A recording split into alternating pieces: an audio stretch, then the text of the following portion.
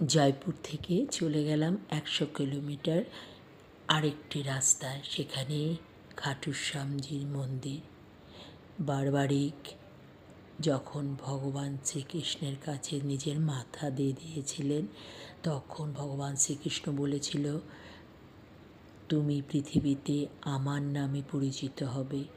হ্যাঁ, ওইখানে গিয়ে দেখলাম শ্যাম বাবার ভক্তি মানুষের কাছে।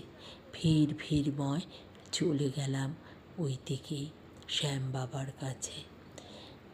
প্রচণ্ড ভিড়কে উপেক্ষা করে লাইনের মধ্যে দাঁড়িয়ে শ্যাম বাবার কাছে অল্প কিছুক্ষণে দর্শন পেলাম।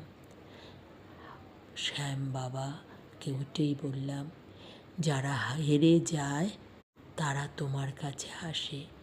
তোমার এই হেরে যাওয়া ভক্তকে তুমি দেখে রেখো বাবা।